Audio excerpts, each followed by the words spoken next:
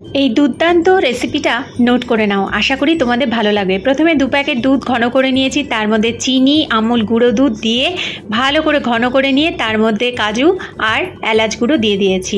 আমগুলোকে খুব সাবধানে এইভাবে কেটে নিয়েছি, ভিতর থেকে আঁটিটা বার করে নিয়েছি, আর দুধটা ঘন করে যে মালাই বানিয়েছিলাম সেটা এর মধ্যে আস্তে আস্তে ঢেলে দিয়ে এটাকে 9 থেকে 10 ঘন্টা ডিপ ফ্রিজে রেখে দিয়েছি।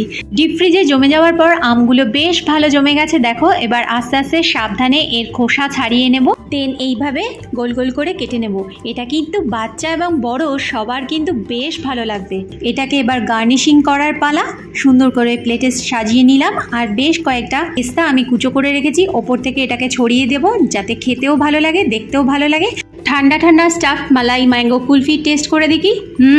ফাটাফাটি। তো বন্ধুরা, ভিডিওটা ভালো লাগলে একটা লাইক দিও, আর যারা আমার চ্যানেল সাবস্ক্রাইব করোনি সাবস্ক্রাইব করে দিও। আজকের মতো টাটা।